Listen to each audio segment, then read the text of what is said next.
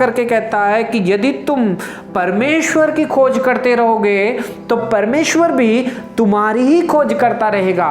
यदि तुम परमेश्वर को छोड़ दोगे तो परमेश्वर भी तुम्हें छोड़ देगा। हे भाई और बहनों, मगर आसा राजा अपने जीवन में बड़ा ही विश्वास योग्य बना रहा। उसने सारे यहूदियों को, बेन्यामीन को, सबको इकट्ठा किया और सबको बताया कि हमें अपने परमेश्वर राजा की ही खोज करनी चाहिए। हे भाई और बहनों, और वो लोग अपने सच्चे परमेश्वर की खोज में लगे रहे। हम देखते हैं कि आसा राजा के जो दिन थे, जो आरंभ के दिन थे, 15 साल उसको राजा बन के राजे की गद्दी में बैठ के हो चुके थे।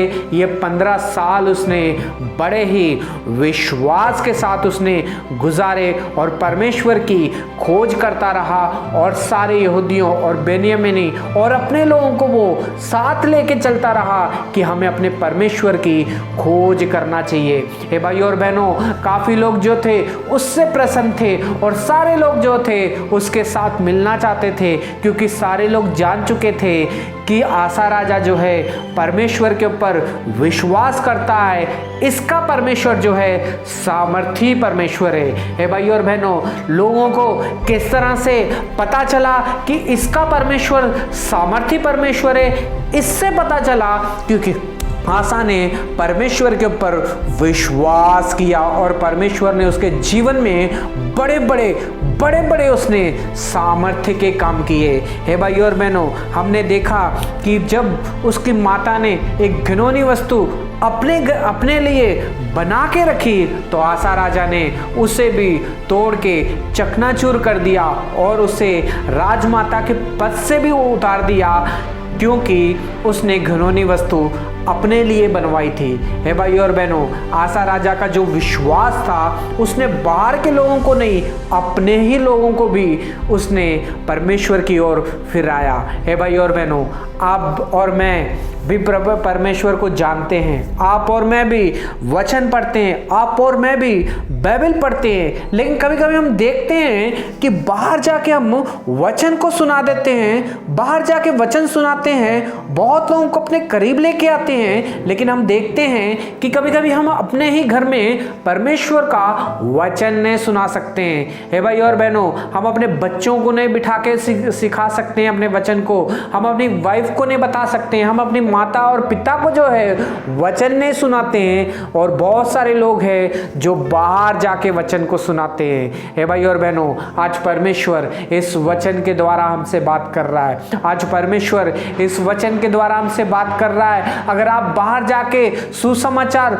सुनाते हो तो बहुत ही अच्छी बात है, परमेश्वर की महिमा हो, लेकिन इसी वचन को अगर आप अपने बीवी को, अपने बच्चों को, अपने परिवार को, माता पिता को अगर नहीं सुना पा रहे हो तो भाई और बहनों, आज परमेश्वर इस वचन के द्वारा हमसे बात कर रहा है। हे भाई और बहनों, हम परमेश्वर का सुसमाचार सुनाने के लिए पीछे नहीं हटना है, हमें परमेश्वर का सुसमाचार जो है घर ही से शुरू करना है।